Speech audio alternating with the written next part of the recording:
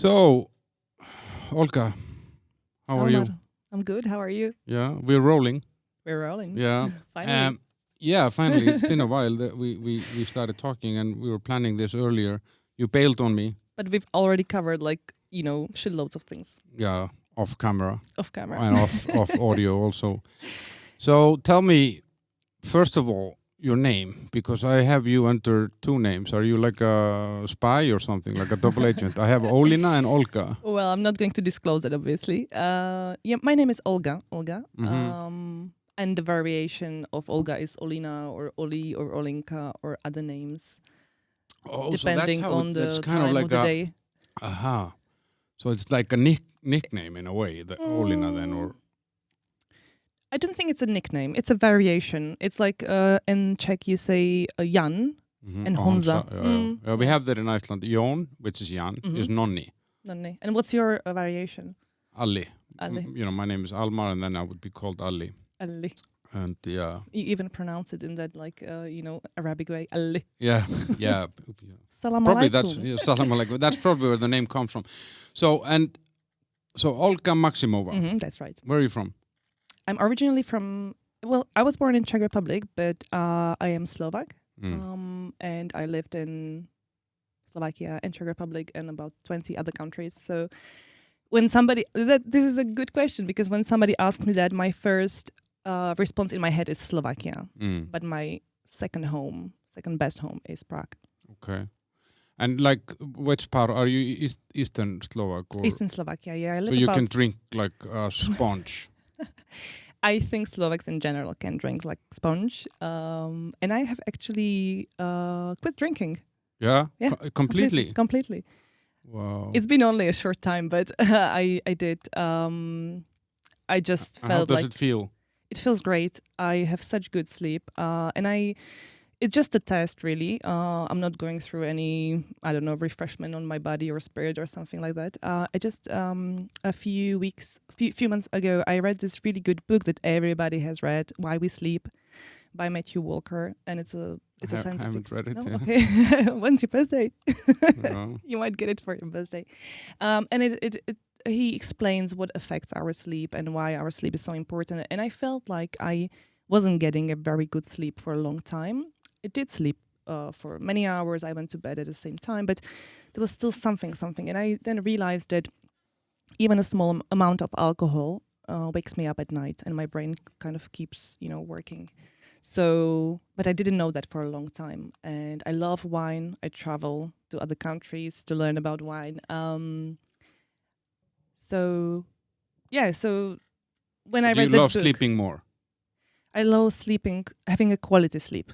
Yeah, it's not about more or less, but I want to wake up in the morning refreshed, happy, ready to nail it. And when I had a glass of wine in the afternoon, with friends, or I have a very social life in terms of my work. So I would have a glass of wine, and then I felt like I didn't sleep. And then I started thinking about, oh my God, everybody around me drinks.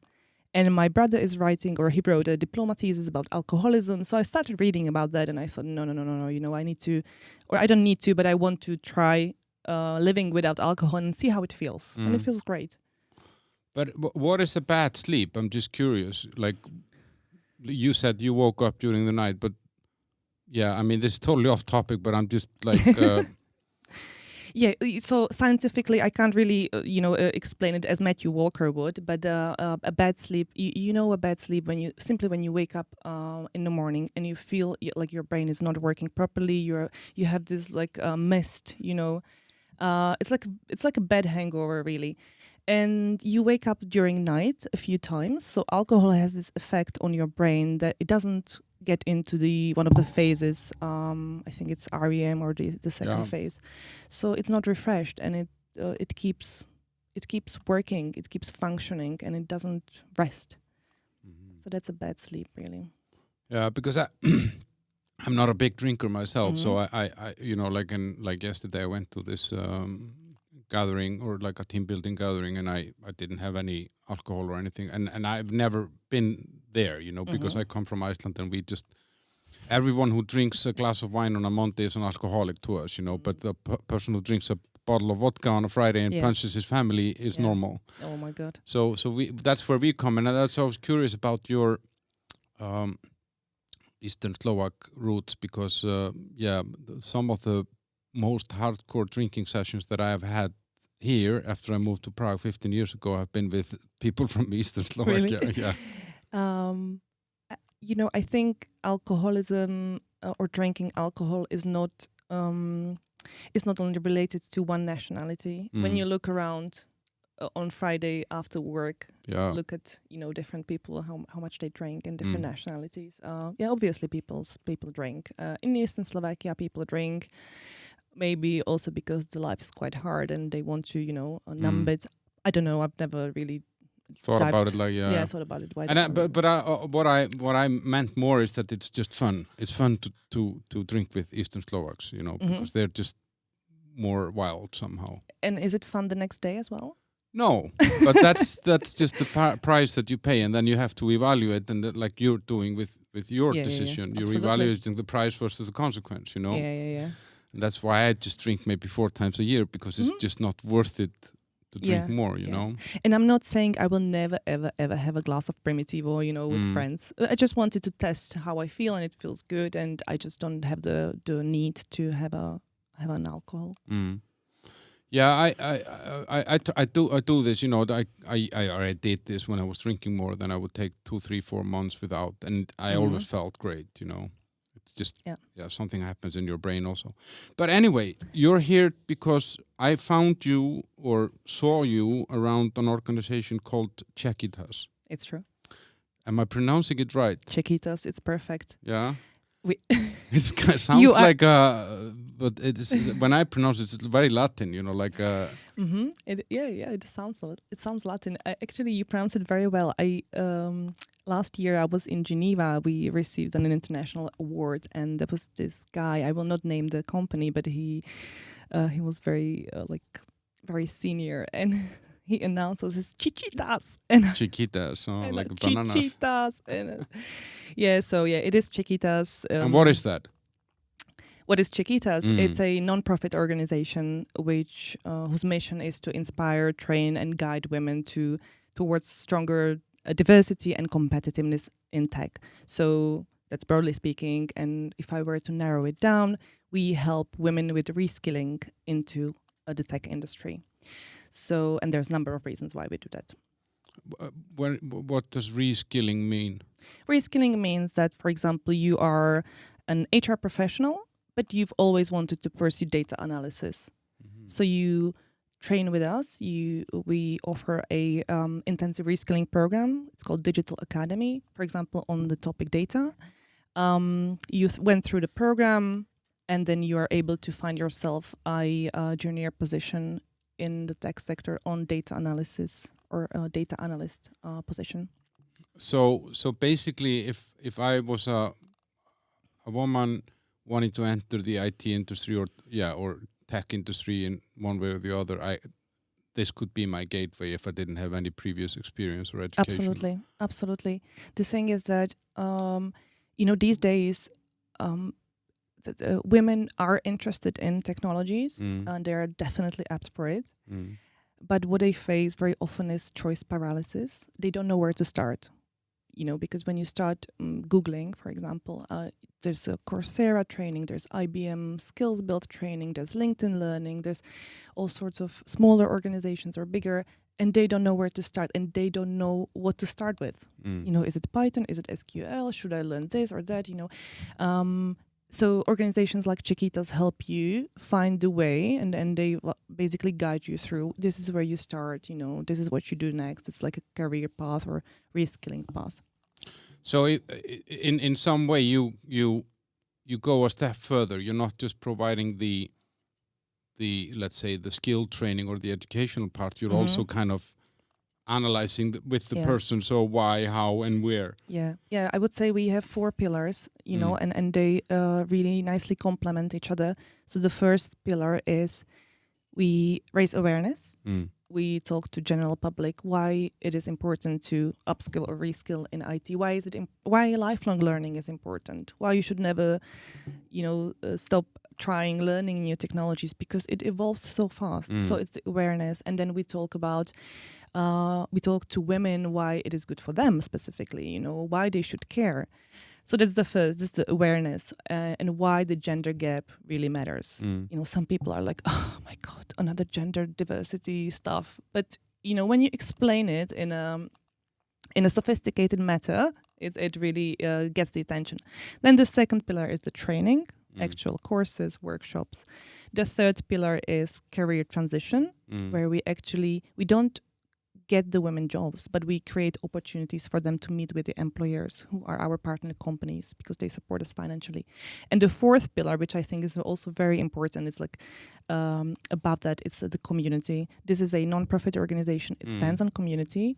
We have about 1,000 active volunteers in the community who teach on Saturdays, Sundays, evenings, and they come from the partner companies, and they lecture, they mentor, they coach, they help those women to really, cross the border. So it's kind of it's people that have walked the path before, and I guess it's absolutely it's an interesting. But when you say tech, is it only IT, or would it be on like if someone wants to build a spaceship? Is that tech in this sense? Yeah, I think you are right with the terms. In English we use the term tech. In the Czech Republic we would use the term IT, information technology. But whenever I spoke to someone who's not from the Czech Republic and I mentioned IT, they referred to it as IT support. So tech is information technology, I would say. Yeah, informatics. And computer why, science. Yes, you're saying you mentioned here like the gender pay gap, for example, and I was thinking when I was listening to you that women are interested in tech. I mean, I think it is normal because women are also big users of tech. They are to the same extent as men. I mean, everything is tech driven today somehow. And but why are women? I don't know. Why do women need specific support into this industry? Or you know what I mean? Like, why is there a need for an organization like Czechitas? I'm going to say that word many times now. Good. I'm saying it correctly. How many minutes do I have to answer this? Why do we need organizations such as that? Yeah. I wanted to ask you a question actually before that. Can I jump into this? Yes. You worked for a number of companies before, right? You were a CEO of a company. Did you have women on tech positions before? Did they work as, I don't know, and I'm talking about, let's say, web development, testing, data analysis, IT support as well, cybersecurity, artificial intelligence. Did you? Do you recall? I mean, artificial intelligence, well, it was just called different things back then, like, but it wasn't the trendy topic that it is now. But yeah, we had women. I mean, obviously they were in minority. I mean, there was not like, I don't know, like when I was working in Denmark, we had maybe 15 people in IT and 3 women or something. And they tended to have roles that were more, quality, project management, and these kind of, support roles. They were not necessarily system architects or, But project management also counts as IT. But it's a different role. Like you can be a great project manager in multiple industries, and it's such as you can be a great data analyst in multiple industries. True. You can analyze data in fundraising, as I do, because my role is to bring investment and money for the organization. But I need to work with data as well. Who would have thought? And to see where the donors come from, who they are, and how often they donate and stuff like that. But you asked me something before. Can you repeat your question? Why do we need? Because you asked me back. So I had women working for me both. In tech. Not, as I said, not a lot. And I was asking you, why do we need an organization like this? Where does the need come from? Czech Republic is very specific. I mean, globally, women are underrepresented in technologies for a number of reasons. Czech Republic is very, very specific because we are, out of all members of the European Union, we are on the last place when it comes to representation of women. We are far below the average. In tech, then? In tech. Which is, the average is about 17%. We are just over, I think, 10% now, 9-10%. And we are below what we call a critical mass. So a critical mass is a term which refers to a moment when, or a point, a threshold, when the minority will either extinct or it will move forward. And we are far below the critical mass. But we see in Czechitas the massive interest that women have in IT. So we, yearly, we have far more registrations than places we can allocate to women. Okay. Yeah. This project started as just a fun project of a student of information technology and her professor. And they wanted to show the world of IT to women. They opened the first workshop for 30 women, and 300 showed up. And since then, the snowball effect started, rolling. How long ago was this? That was 10 years ago. Okay. So, since then, we impacted over 60,000 women, and we helped over 1,500 women to find real jobs. But you ask why it matters. So, and I'm curious on that, actually, because you say that we here in the Czech Republic are far behind on this. Mm-hmm. And you bring the numbers to back it up, but why is that? I mean, like, why would we be behind Poland or? Yeah, I sometimes because the cultural region, let's say. Yeah. So I sometimes look at a CEE region and I compare the countries. So, for example, Romania is doing very well. I asked ChatGPT not long ago why Romania is doing so good. A number of reasons. The government supports that.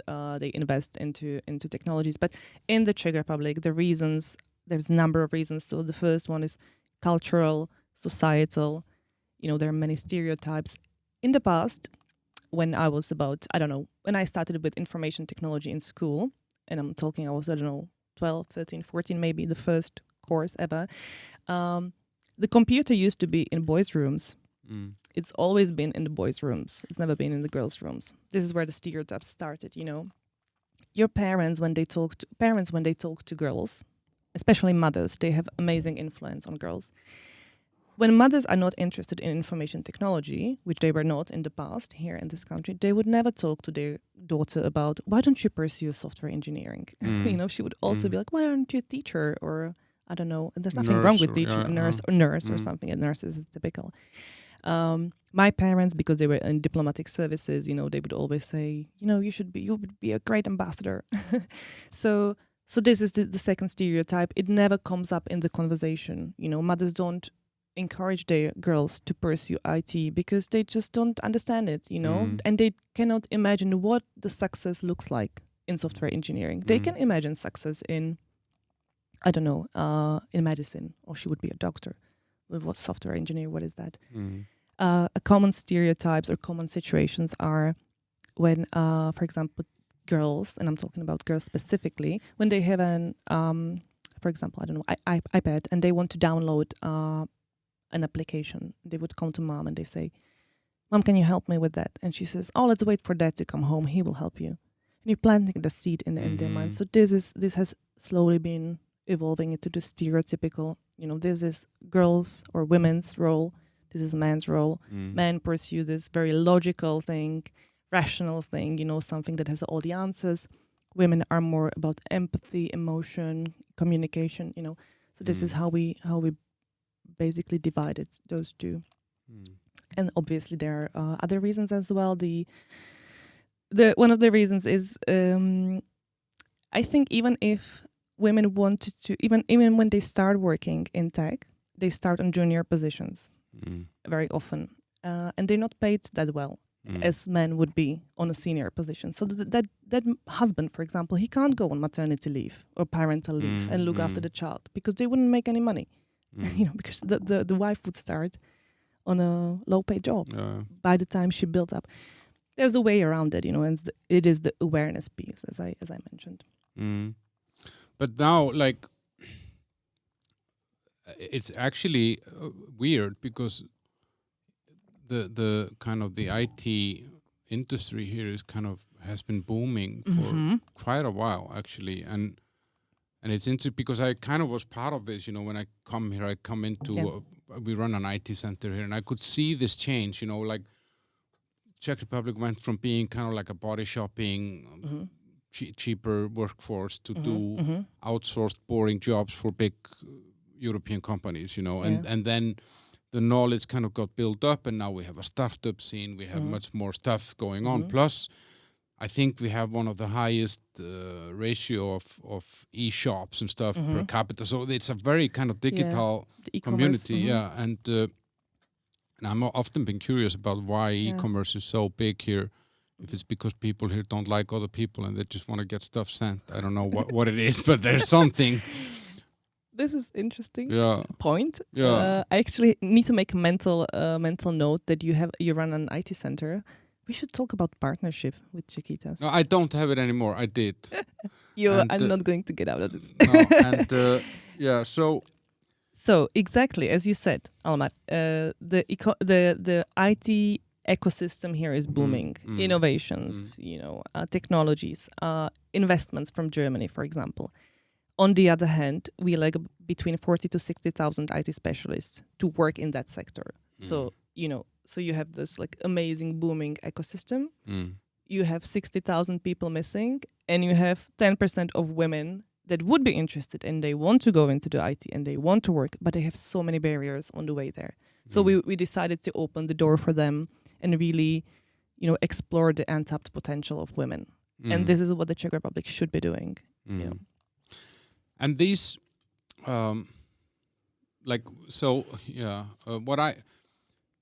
what I felt like, because at least with those women that I worked with, I mean, I'm not a tech guy myself, so I'm not able to judge people's skills, but I could see the approach. And what I always appreciated working with women was that there was a bigger eye for detail. There was a higher quality in the output usually, whereas I felt with a guy or a group of men, you could get them to run really fast and get something going, but it often came with some, flaws, some bugs and stuff like that. And then if you had a woman managing that project, for example, the outcome was very often better, in terms of quality. So I'm just curious, is there or is that something that an organization like you belong to sees? Is there a role within tech, and I'm not talking here, or an influence that women have within tech that is clearly beneficial for tech? Do you know what I mean? Like, are there some skills that women bring? Is that something that's visible? Yeah, that's a good question. I think these are what you're talking about is soft skills. Like as I mentioned, communication, empathy.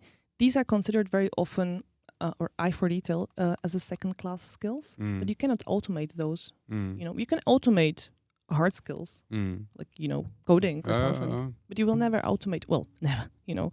With how fast AI is evolving, we don't know. But they bring into tech a lot of soft skills as well, which are equally important. What we very often see is that if women want to pursue a new job or a new career, something that would require a change, they see many risks on the road. They see everything that can go wrong, and they will pursue that job or that opportunity if they have a safety net. If somebody tells them, if something goes wrong, I will back you up, but you go and try it. And that doesn't happen that often because, if you're a CEO, you don't get that much backup, but you need to create a team who will back you up.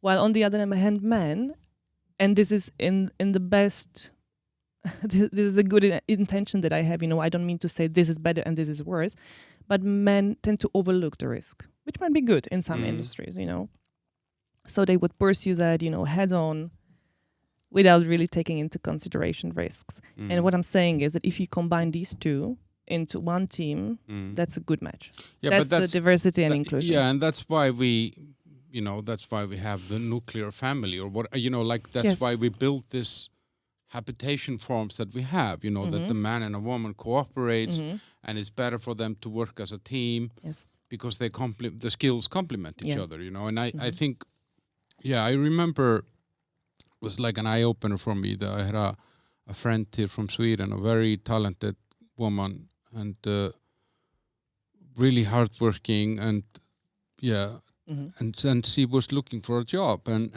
then like there were 15 requirements or some areas of yes. responsibility or something and blah blah. And there was one where she was insecure about, and she said, "I can't apply for this job," and I said, "No." I don't know. Do you read my mind?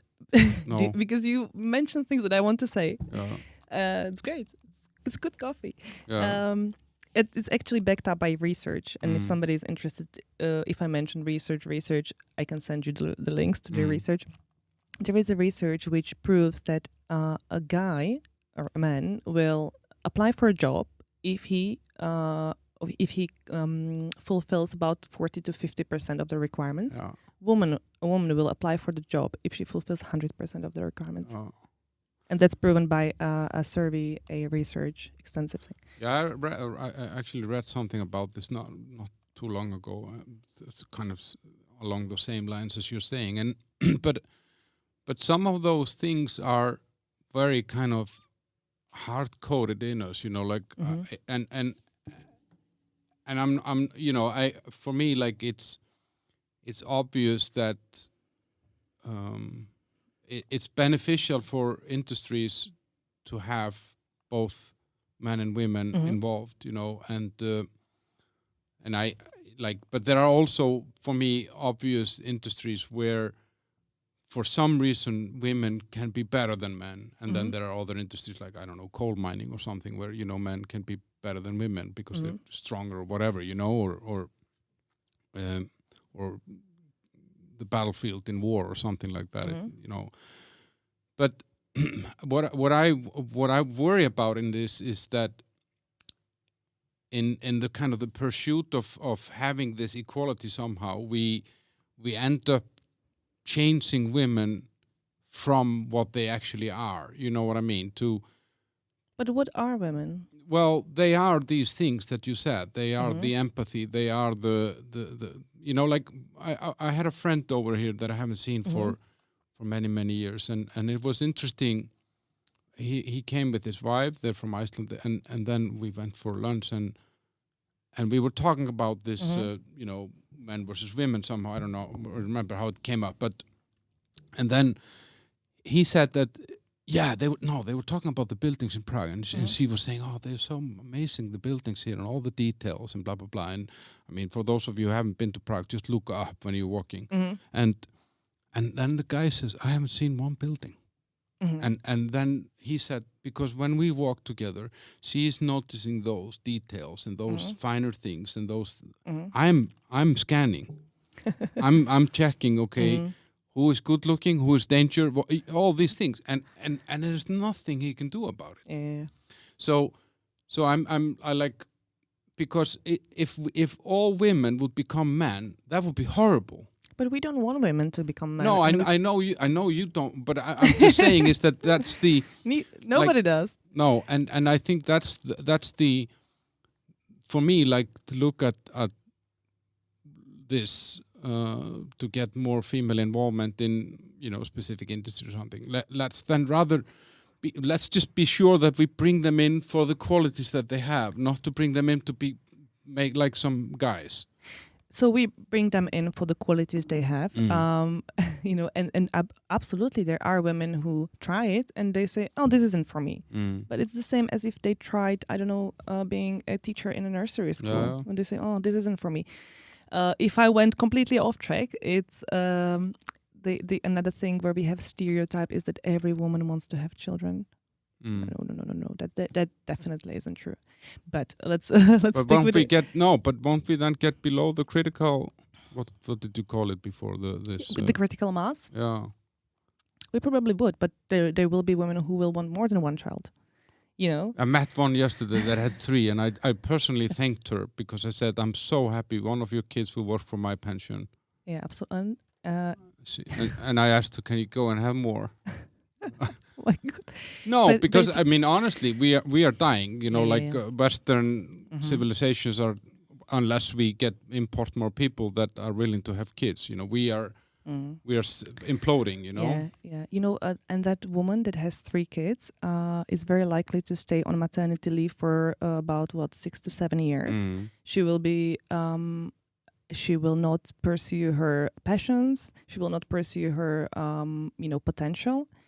she will completely off track her career path. So when she eventually wants to return back to on the labor market, she will have a very hard time if she doesn't, keep up during the maternity leave. And this is exactly where we help women, we help them bridge this gap between being on maternity leave and then wanting to return on the labor market.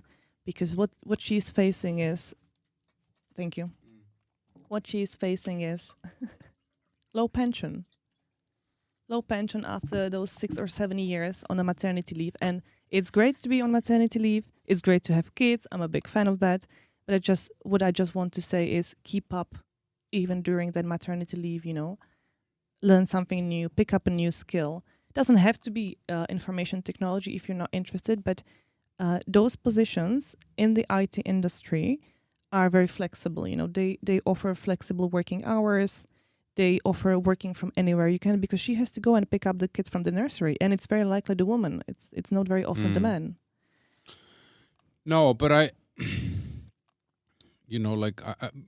got a shock when I came here. I think I've told this story 100 times, probably 90 times on the podcast already. But so in my company that I came into here, we had a CFO that was a woman, and she had a bachelor's degree in finance and very skilled, really good eye for details. He had the numbers always on lock. It was great.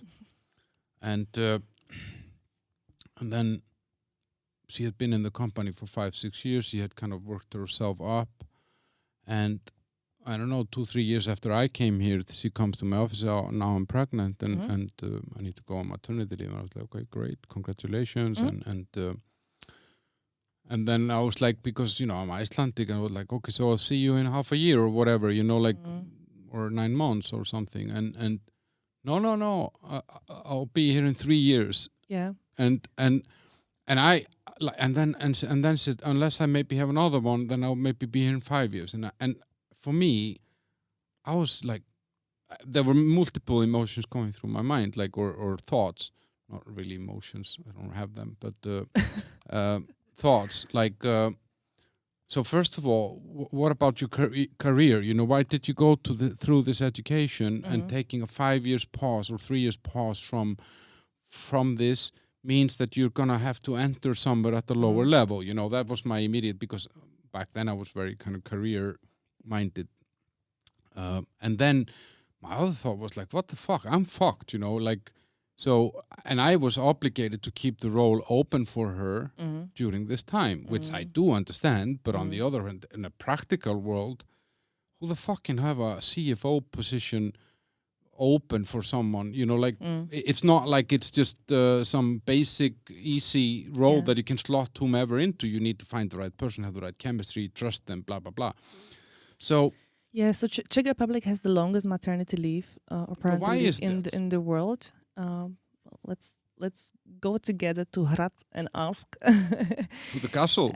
Let's go to Hrad.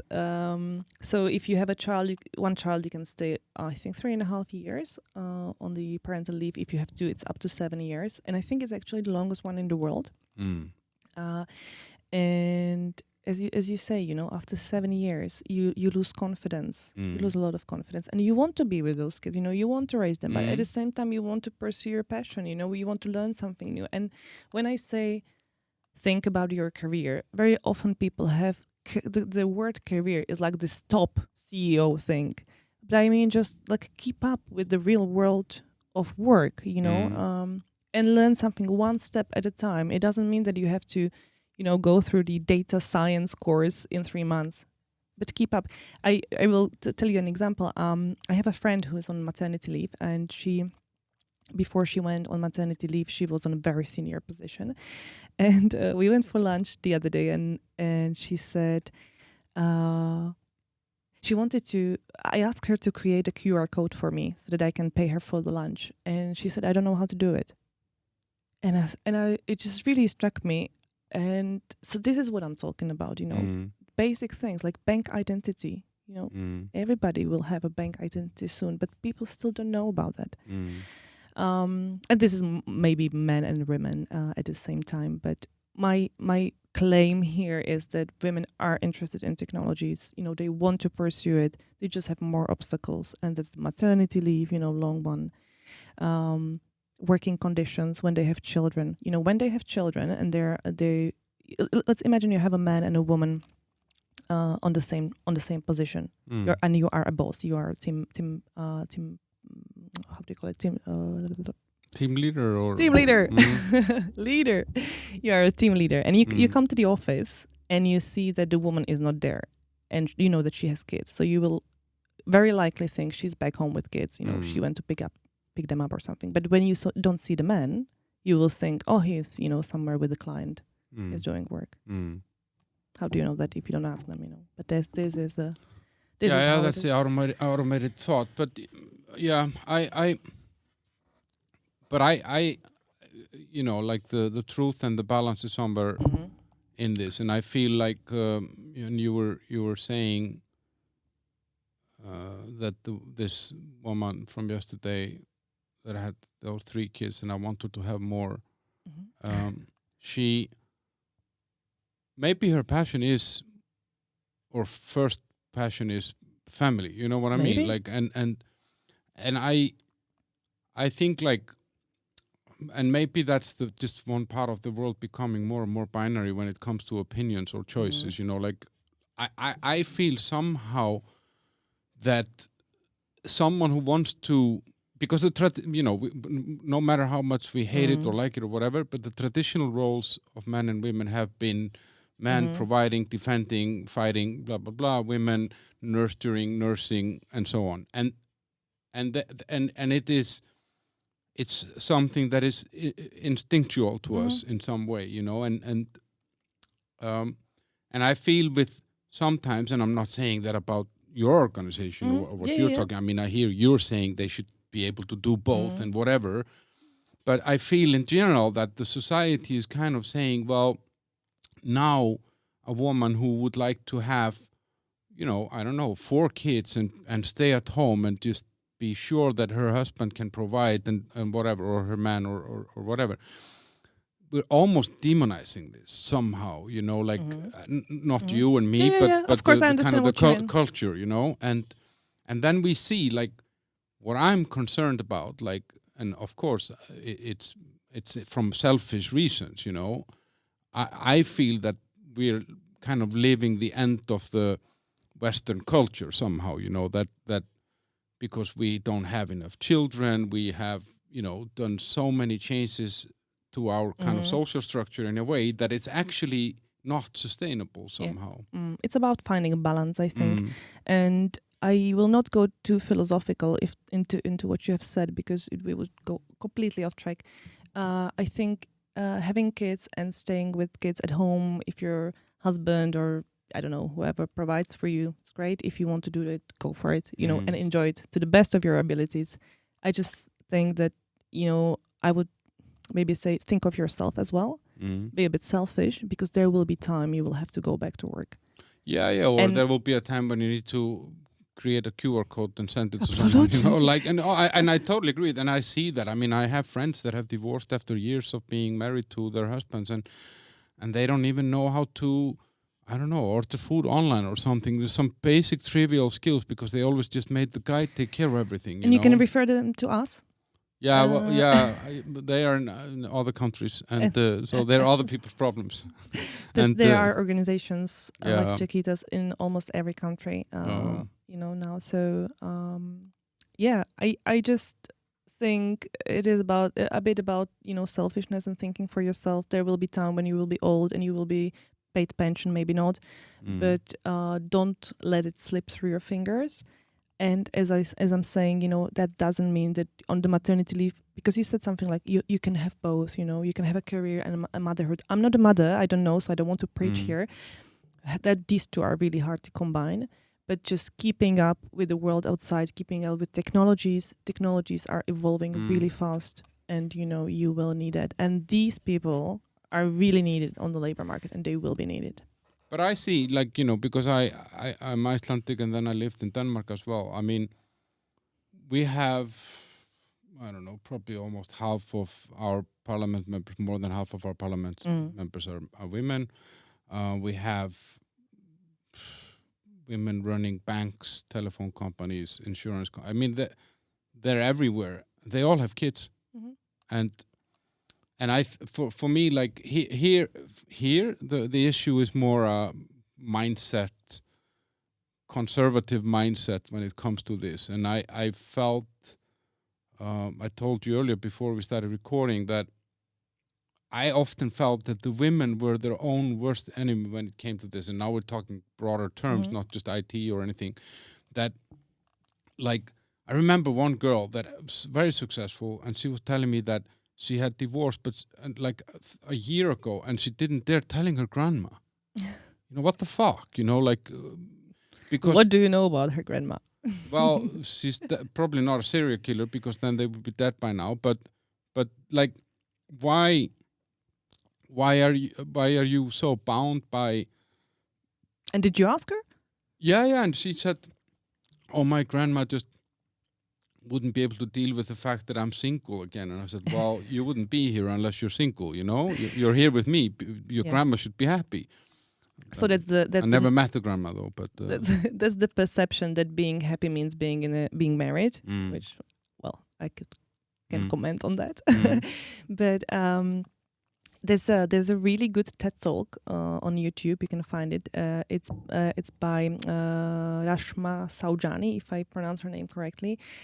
It's called Perfection versus Bravery, and it speaks specifically about how we raise boys to be brave. And pursue things, you know, risk taking and stuff, and how we raise women to be perfect, not to make any mistake, apply for jobs that 100% match, being married. So I think it's amazing. I mean, I would recommend anyone just for some general observation. Just to kind of wrap up a little bit, maybe on the women into IT Czechitas. Do you see results? Oh, absolutely. In those 10 years. Absolutely. So, as I mentioned, we helped over 1,500 women find real jobs. Sometimes when we go to our partner companies, these girls who started on junior position are now, let's say, head of data analyst. 60,000 women who trained with us over those 10 years. We received number of international awards from United Nations, from South by Southwest in the States, from the Czech government as well. So yeah, the results are amazing. We would love to do more because, big players here, big numbers. But as we are a non-profit, we can't just think one day we're going to do more courses. So this is why we always seek partnerships with new companies, with supporters. It's a day-to-day busy job being a fundraiser. And so you said that it started with 2 women in the beginning, and you are how many now in the organization? We are about 70 employees now, about 1,000 volunteers, about 100 partner companies. That's crazy, in 10 years. In 10 years, yeah. Well, that's amazing. I mean, and I knew about Czechitas a long time ago. How did you learn about us? I've just always been interested in women. Oh, I can tell. No, I don't know. There was some woman I think that worked for me who went to some course there and talked about it, and I listened at the same time. So, and then actually there's a girl that I meet sometimes that has a similar dog that I have, which is here under the table, by the way, snoring. And I met her like 5-6 years ago, and then she was involved. She was volunteering for Czechitas. So, and it's like it's a good name. It's a name that sticks with you. It's a love brand. Yeah, it's a love brand. Exactly, it's a brilliant. Yeah. I mean, and when I understood what it was, first I thought it was some only women IT company or something, but then I started understanding the nature of it. It's really good. And it's not only what we do on the outside, but as I've been with Czechitas for almost 4 years now, I have to say that on the inside, it's a very inspirational organization. I have never been a very, very big fan of non-profits. I didn't understand them. I thought it was a stagnant area and just wasn't very fancy, like diplomacy, for example. But I have to say that we were awarded a third place of the non-profit of the year in the Czech Republic, and the committee that went through the aspects of our work, how we work internally. They went through everything, like how we deal with finances, how we motivate our people, how we help our people, how we, do this and that. I feel very inspired by the people I work with. And I got this amazing opportunity to do things that I wouldn't have been able to do in other companies. Definitely not in corporates at this stage, like setting strategy, working with 25 million budget and stuff like that. So amazing. Yeah, because you are also, you kind of always have in a way a green field in front of you that you can kind of, that's the beauty about doing something like this, because it's not about finding the perfect process and setting up something that can work and be milked for the shareholder for the next 20 years. You're always looking for something new or some niche or some new approach or something. And I think actually just listening to this and how much it grew and how it's this is not going to be the same organization in 5 years. It's going to be different. It's going to be bigger. It's going to be something new. There will be something else as well.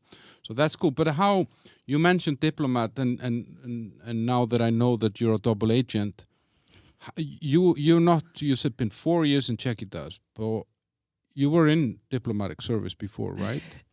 I'll just comment on the double agent, But, my name is very Russian. Yeah. Yeah, so sometimes when I meet people from Russia, Ukraine, they ask me, are you Russian? Because it's Olga Maximova. And there used to be a princess in Russia and her name was Olga Maximovna.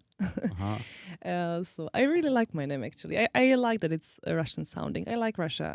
I like Ukraine as well. I like the language. And the literature is amazing. It's a rich culture and a lot of history. The reading. But diplomacy.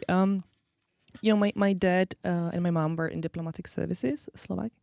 And before that, my father was in the military service. So he was the chief of staff, chief of military in Slovakia. And as he was progressing his career, while mom was looking after the kids and sacrificing her career, I would accompany my dad. But I'm really happy she did. The result is here. The result is here, and it's great, and I'm very thankful to my parents, both of them. I just think my mom would have done very well she would be a perfect entrepreneur, internal designer of interiors and stuff. But then you might not be here. Who knows what would have happened? We don't know. We only know the track came. We don't know the alternative tracks. We can't simulate. But wait. So, how were they in diplomatic service already, or your father then with the military before the end of communism, or how? That was 10 years ago. Okay. When he was so he was in the military his whole life. Okay. And then he entered the diplomatic services. He was the defense attaché. But I wanted to say that I would accompany my dad on a lot of official visits. When my mom couldn't, for example, he raised me to be a good networker, to talk to people, not to be afraid to talk to this or that person. I owe him a lot for that, and my mom as well. So they were in diplomatic services, and I saw how it what it means. And as when they were in the diplomacy, I also entered, but I worked for the British Embassy. I did every aspect of my work as a diplomat. I just didn't have the diplomatic passport because I'm not British. I don't have a British nationality. But I absolutely loved my job. That was just something I woke up every single day and I thought like, oh, I love it. And I hope it's going to be adventure today, because I was in a crisis management and I would help distressed British nationals overseas or here in this country when they got into problems. And quite a few of them do. Quite a few of them do. Because, like for those who don't know, then Prague is a very popular destination, for example, for stag parties and stuff like that. Yeah. And, this is a young man. And for football fans as well. Yeah. and they, they will lose their passport, and they will. It was crazy what happened to me. Just 2 days ago, I was walking in the park with the dog, and like, this is far away from civilization in a way, like middle of nowhere, and a guy comes to me and says, "Can you tell me where this hostel is?" And I was like, what are you doing here? Well, I met a girl, we went to her place, my phone is out of battery, and he was walking the totally wrong, and he was British, of course. I could have sent him to you and said, Olga will fix you. But I think if I worked for a German government or Slovak government or American government, it would be the same. I would think it's always Americans or Germans, so I don't want to generalize. Obviously not. Brits travel. They travel here. They like it here. So losing passport is, it's not such a big deal. It's going to get replaced pretty quickly. You just have to be very good with technologies, and apply online. It's not like you show up at the embassy. It's not everything is automated. But what were you doing? What were crisis management? I mean, what kind of crisis? So I was a head of consular section. And at the same time, I was a member of the so-called regional resilience group. So as a head of consular section, obviously I was responsible for overseeing the consular operations, which means if somebody loses their passport, we would advise them what to do. But there were serious things such as sexual assault, and helping the victim of the sexual assault, dealing with authorities, really providing the consular assistance, missing persons, prisons, prisoners. I have visited so many prisons in Europe and in Africa as well. So all sorts of cases. Imagine you travel overseas, anything can happen to you. You're run over by a tram, for example, because you look to the other side of the road. So that kind of thing. And as a member of the crisis resilience group, I would be called at a very short notice to other country if there was a major incident. For example, there was a bus crash and number of Brits would die. And obviously this is a big thing. It's in media, many families are involved, not only the victims, but their families and the local authorities, and everybody's investigating and asking, and it's chaos. So a few people were invited from other countries to travel to that country and help the British embassy there and help their staff on the ground, so that everything runs smoothly on the ground while the normal day-to-day operations also are, assured. I think you spent Christmas in Iceland once. I did. I did spend, was it Christmas? Almar, I can't remember if it was Christmas or it was the end of the year, Sylvester, the last day. No. I think it was Christmas. It was Christmas. No, it wasn't Christmas. It was the end of the year. I was in Slovakia for Christmas at the embassy in Bratislava. And I was just about to close my computer and call it a day and go on a really nice end of year holidays. When my manager from Amsterdam called me and she said, "Olga, what are you doing for the end of the year?" And I knew you didn't have kids. Actually, I was getting divorced, I think. So I welcomed every opportunity to do something do something new. And she said there was a major accident in just near Reykjavik. Remind me, there's this Black Beach. What is the name of in the South Week. Yes. Week and headline calls for the southern part. Yeah. So there was a major accident. There was a car with 5 or 6 Brits, and they fell off the bridge somehow in the car in early mornings, and there were 2 brothers with their wives and their kids, and they all died. I think just one survived, and I think it was the driver. So she said, we need you in Reykjavik in about a few hours. So she said, you don't have to go home. You will get the clothes, everything. Just buy the tickets to Iceland. So within a few hours, I was in Reykjavik and helping the ambassador, who was actually absolutely amazing.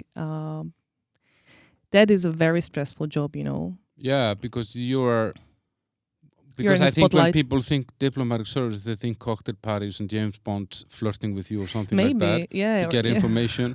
But then the reality is this: you have to deal with family tragedies, deaths.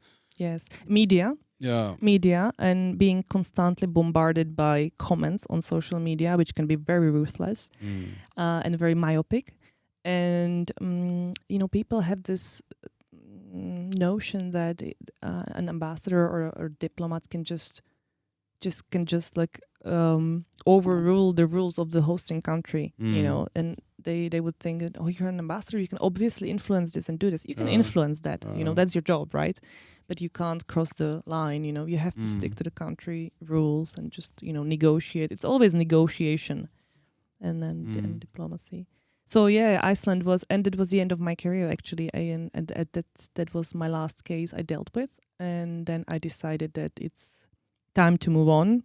Why did you want to move on? Because I did that for 10 years and because I felt like back then actually I realized that I need to learn something new, and I started seeing the technological world and I wasn't really attracted to it. It just came to my life. But I wanted to tell you, I don't think I've mentioned to you how I got that job at the embassy. No. This is my story. I love it. I studied British and American studies at the university. And when I was in the first grade, I wanted to travel to England to make some money for my next studies. So I got a job I looked after someone's dog. Okay. Amazing job. But I needed a visa. We were not in the European Union back then. This is how old I am. And I traveled. Czech Republic was the founding member of the European Union in 1958. No, oh, this was ugly. You're not old. Exactly. So anyway, so I traveled to the capital, Bratislava, for about 5 hours at night to stand in the queue in front of the embassy from the early mornings, like 4 o'clock in the morning, to actually get a visa, and because they would grant visa only to like 10 people maybe. And as I was standing there, 4 o'clock, 5 o'clock in the morning, they opened at 9. I was so humiliated. I understand that, you know, back then there was no online system, you know, everybody had to wait. But the feeling I had was a feeling of humiliation. That I'm studying about your history, your literature, you know, I probably know more than, I don't know how many percent of the average people, yeah. Okay, I would respect it. But then I was standing there and the thought came to my mind and it just passed. But it somehow stuck in my mind. And I thought, one day I will be running this place and people will not be standing in the queue. Yeah. Wow. And then some 15 years after that, I moved to Prague. I traveled, you know, I lived in Spain and then traveled and I came to Prague. And I came home from a party one night. And I don't know why, I opened the computer and I typed into Google job, embassy, Prague. And I got the ad for the consular office at the British Embassy. So I went for an interview and the next day I got the job. That's great. Yeah. And then I was running the place in Bratislava after, I don't know, 5 or 6 years, and people were not standing in a queue because everything was automated, everything was online, the system was great, you know. But I feel with this, what you're saying, like this, I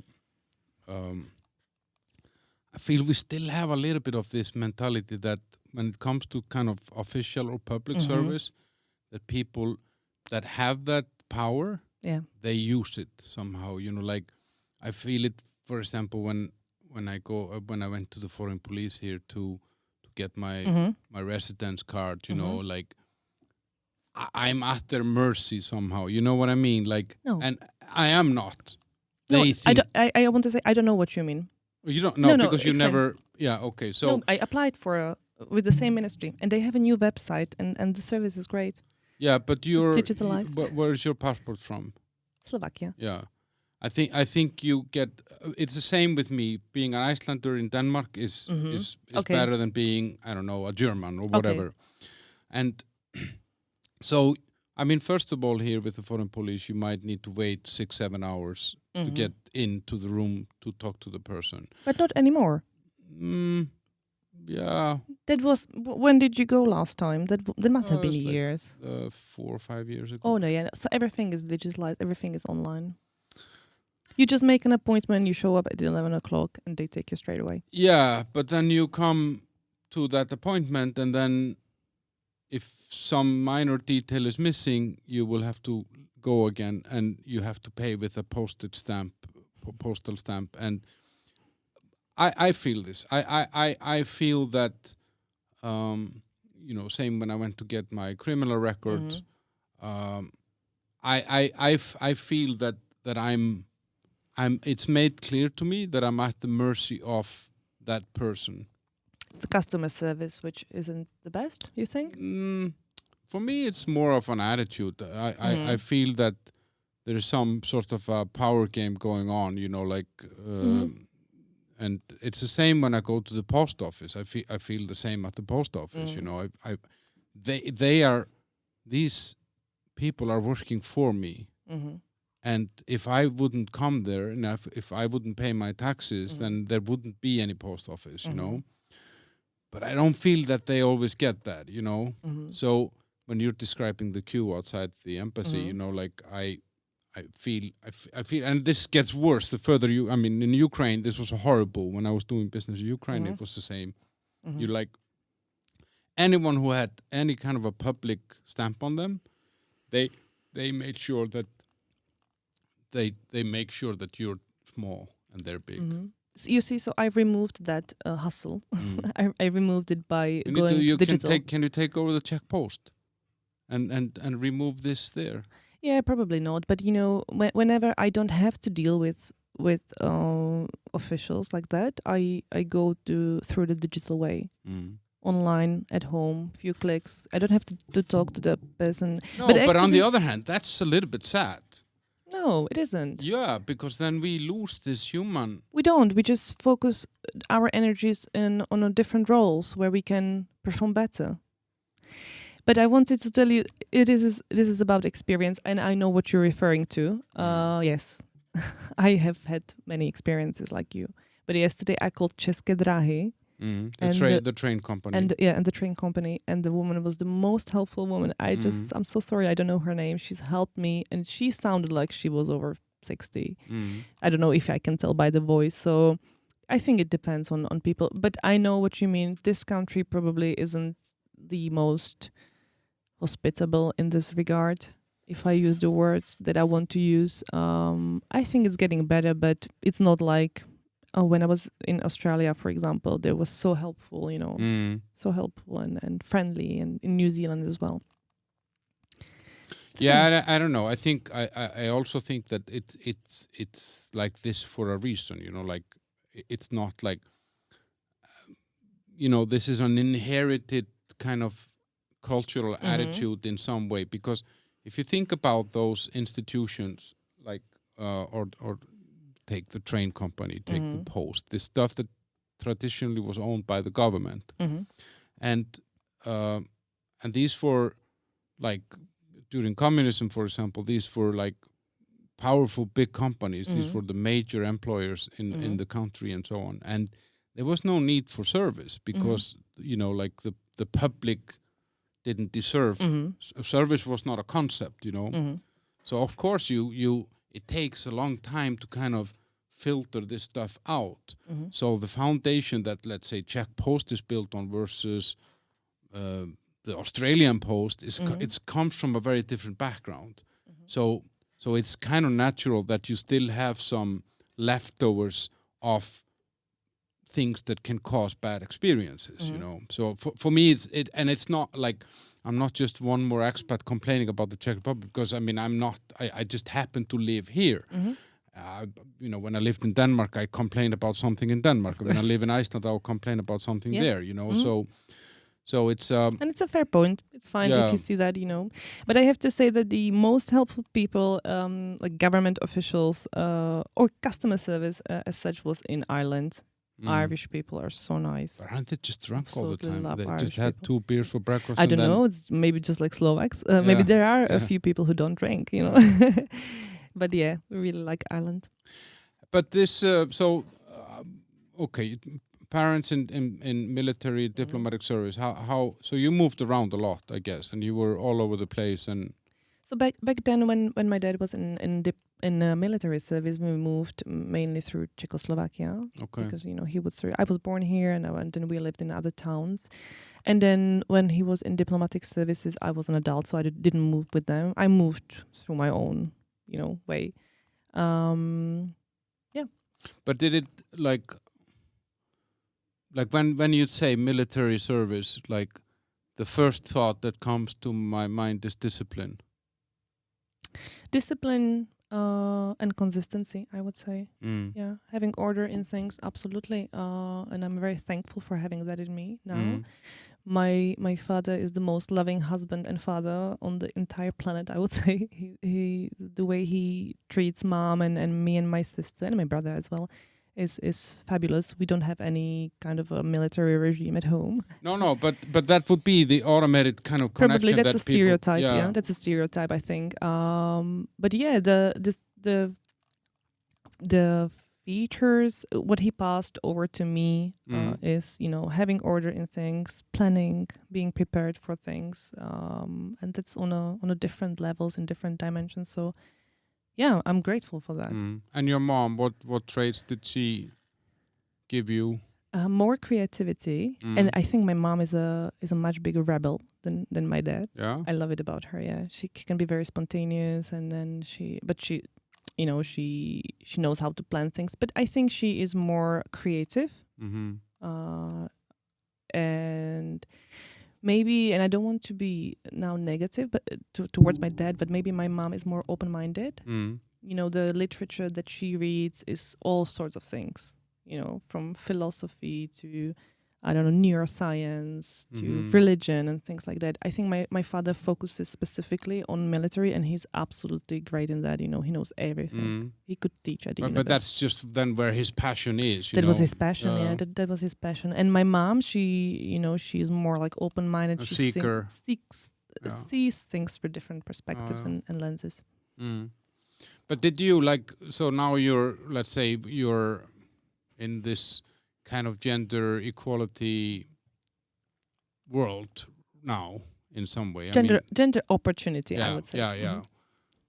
And that's actually a good word, because I think the opportunities have to be there, and then people can choose if they take them or not. Absolutely. But was that some burning passion in you, or something that you kind of had, like, I don't know, no. Were you thinking about those things when you were younger or something? No, I never thought about those things. Honestly, I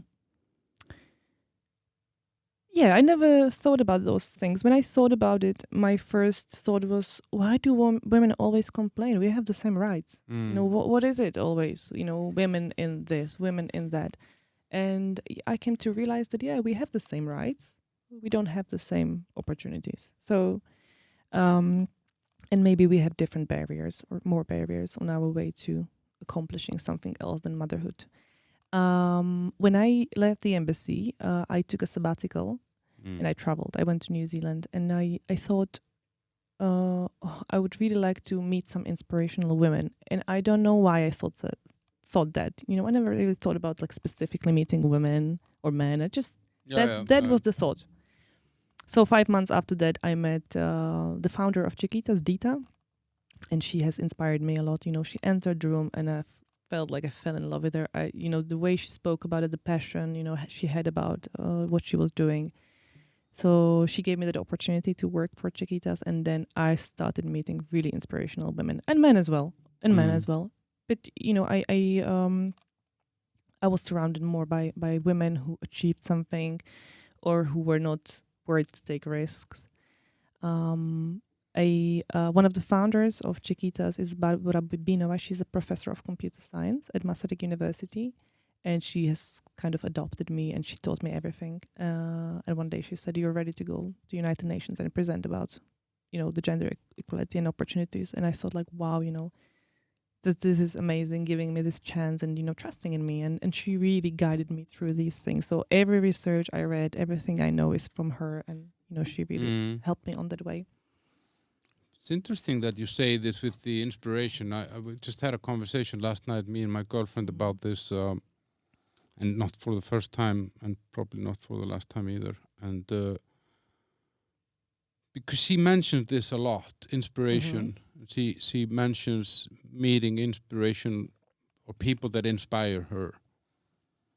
And then I sit there like an Icelandic polar bear, and like, first, what's inspiration, and then why do you need it? And, you know, like, And it's really, really hard for me to understand where this is coming from. Like, and genuinely, not like, it's not like that hard to understand. It's more like that I just don't even know what this is, like I don't know, like what So there's why? no one in your life who's ever inspired you to achieve something greater, bigger, or in a different way? I have a really hard time finding that person. Or to put a finger on something. I think I have more been inspired by imagining myself in some circumstances or in some. You inspired yourself. I don't know. I honestly just don't know these things, and I believe you. And I'm very, very.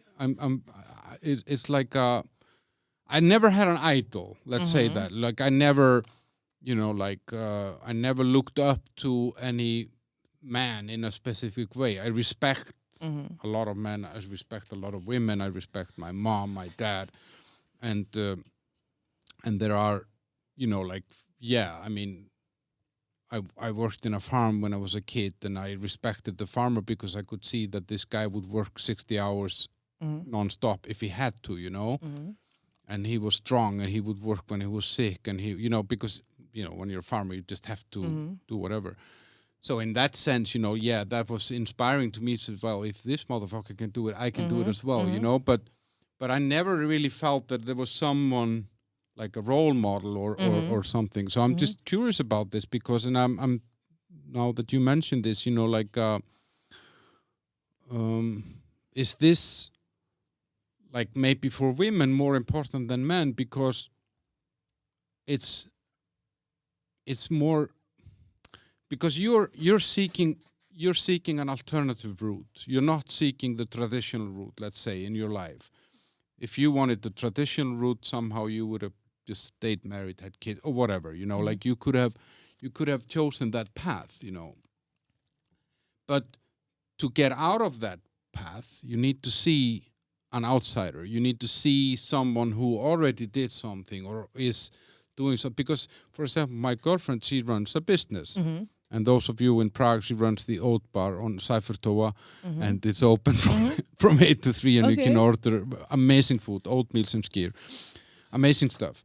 So she has her own boss. She has her own business, and of course I can see it that if we meet someone and they're talking business, they start talking to me.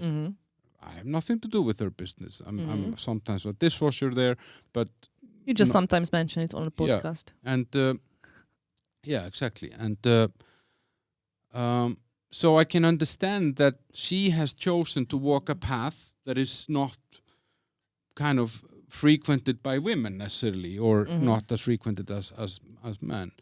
So maybe she is looking for some light posts or some beacons of light that are showing her, you can walk on this path because there are other women that have been there and do this and are there. You know what I mean? So, and it really made me think about this inspiration, if our needs for it are different, because I'm just a man. I'm just walking the road that was made for man, But you're a woman kind of walking sometimes here and sometimes there. And do you get me? No. I mean, I don't know. I mean, like, as you said before, if you're supposed to be a mom, you're supposed to get married, you're supposed to take care of the family. You were not supposed to be by society standards. But you can get inspired in motherhood as well. This isn't about, inspiration isn't about off-tracking the traditional way, So I think, and I feel bad talking about motherhood when I don't have my own kids, but I see my sister, for example, or my friends. I think you can find inspiration in any situation you're in. It's not only about entrepreneurship, innovation, technology. That's not the inspiration. No, that's not the only. no. I know that, but I get what you mean with that, and I agree with that. But I'm just thinking, it's the strength in the numbers, like so. So it's like sheep. If one if they're all in the same group and just doing the same, everything must be fine, even if they're eating poisoned grass. Mm-hmm. So if you want to stray off the path somehow, that has been marked by the patriarchy, matriarchy, and all these institutions that we have in our culture that have kind of made us where we are. I was just thinking out loud. Do we then need inspiration to be brave, to empower us? Yeah, I think some people do need an inspiration, and they need a helping hand. On the other hand, inspiration can only do this much for you, and then it's your job to be consistent and disciplined and work on that. I think I know where you're heading, and maybe my thought about this is maybe this is how women talk. Women talk more emotions, is inspiration. Mentoring. We have that in us. It's the soft part, the soft skills. Maybe men don't talk that much about, oh, this guy inspires me so much. To talk about it with your friends sometimes, and ask them who inspires them. Yeah, I maybe they don't that yesterday. open up and talk about that much. Yeah, I decided that last night. I'm gonna actually talk to the man that I surround myself with and ask them who inspires you, or if anyone, because I was just very curious about this. But so you were not really thinking about these things, and you said something earlier. You said, we have the same rights, but we don't have the same opportunities. And what's the difference?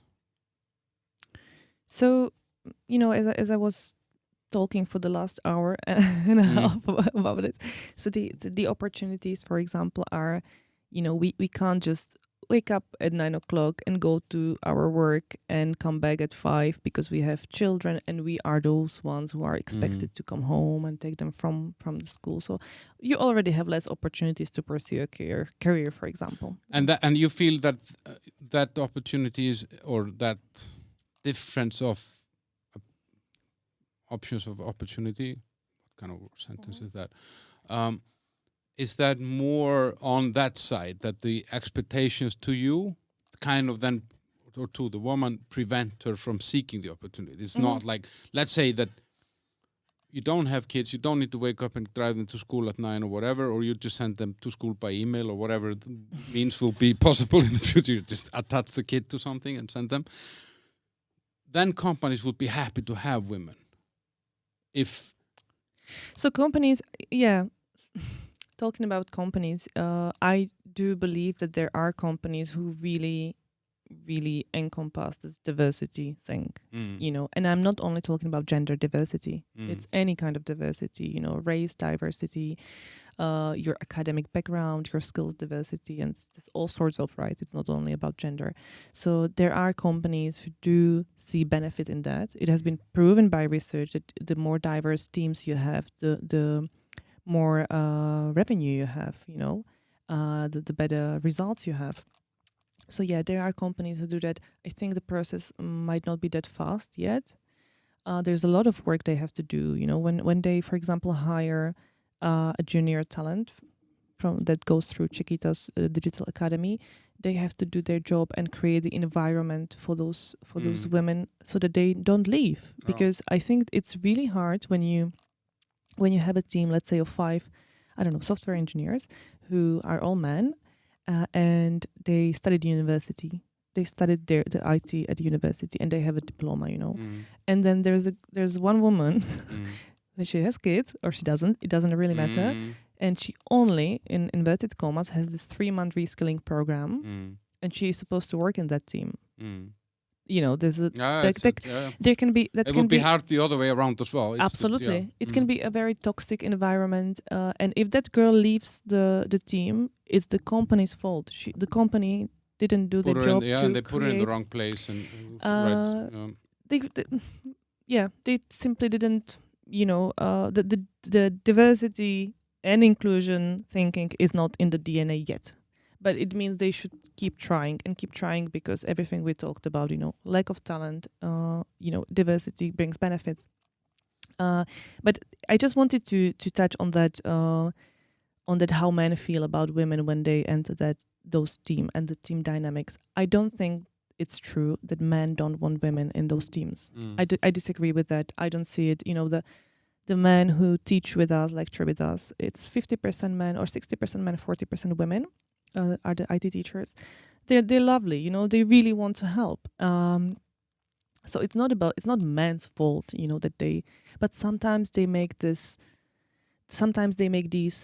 maybe unknowingly inappropriate jokes, you know, and they mention, oh, you've just had this like 3 months course, you know, and I think they're hurting the women unknowingly, you know. But that environment can become really toxic after some time. If you hear this like 5 times, 6 times a day in a different way, I think it's really hard to stick around after that. So yeah, you know, whenever you hear about panel discussions about diversity and inclusion, I like to see men sitting on that panel as well. Very often it's women. I think that should be diverse as well. You know, there should be men and women. It should be about allyship. It shouldn't be about someone versus someone. No, but it has been. Yeah, I agree. I mean, and I think in some way it has been turned a lot into that, or militarized somehow into that, and for as I said, I mean, like I have the luxury of being born in a very equal society, like where and in my first jobs, I would just never even have imagined paying a woman less monthly or hourly salary than a man. If then the woman worked more overtime and got a higher salary, then she just earned that, and it's no big deal. If the man worked more overtime and got more salary, it's no big deal, you know. But it was just never really somehow an option. And we are also like unionized, so you kind of have just pay grades and stuff like that. Yeah. But obviously, what I saw is that, and is that men were more, you know, they came and asked for a salary raise. They argued their case, where I felt that the women were sometimes too modest, you know. So I felt, as a manager, I had to look more after them proactively in that sense than I had to do with the men, you know. And the only people that I ever felt that I overpaid in my life are men. And some of them I would actually like to mention here because they were assholes. But asking for that money that they didn't deserve. But I'm not going to mention them. They know who they are. And but they probably don't like me, so they wouldn't listen. And so, yeah, I feel that in some way this area has somehow been militarized in a way, or created into us against them or something. And I don't think it necessarily needs to be like that. And I think it's more important to kind of recognize the qualities that each person brings in. And I think you said something earlier that it's proven that diverse teams bring in more revenue or more profit. If that is the case, then capitalism will solve this anyway, because if there's one thing for sure, what companies want, no matter what they put on their homepages and no matter what they say about, like, we have this policy and that, in the end, it's all about profit. Yeah. And if diversity or more female or more male or whatever participation helps the prosperity of that company, that's the route that will be taken. Because at the top of these companies sit people that, in the end, they don't care about anything else than money.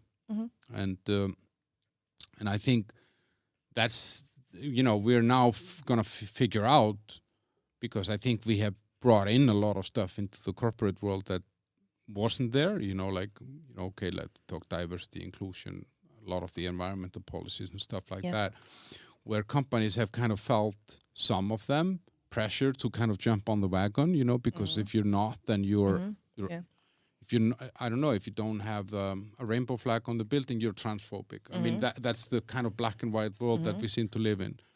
So I think and you can see that with some of the environmental stuff is that it has reduced profit. So some big investments like BlackRock, which is the biggest investment company in the world, they are kind of backtracking on some of these things, and then they will find a balance somewhere where, you know, yeah, there are environmental things, but there is also our desire for profit, you know. And I think, yeah, that with the gender equality or gender participation, I think we will find a balance somewhere where everybody is happy with or as happy as possible with the outcome, you know. Mm-hmm. But I feel that a lot of this has gone into, unfortunately, some sort of us against them thingy. I mean, that's not what I hear from you, and that's not what I have ever heard about your organization. Quite the contrary, actually. I've felt that it was always kind of very open.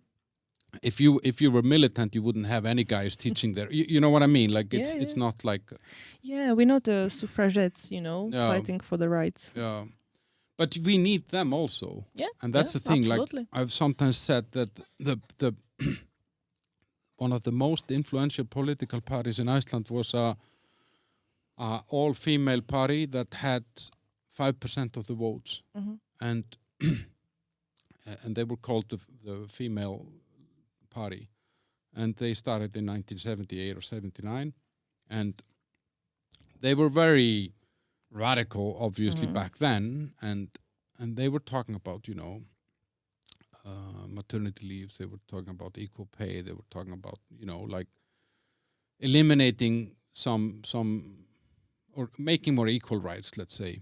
They weren't on the opportunity side then, you know, then it was more about just finding out all those basics.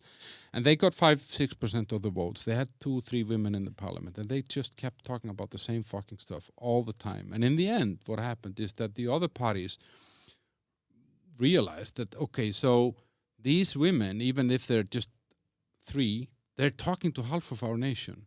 They're talking about things that matters to half of our nation. So we either adopt some of their stuff into our policies, or they're gonna win in the end. Yeah. And then this party merged into some other party, blah blah blah. But they had influence way beyond their political power. Because women population in the world is 49%, exactly. 0.58 or something like that. Yeah. So if you exclude half of the population, then what will you get? You know, the services and the products that are created by one group only. And you've mentioned something about those 3 women being like radical.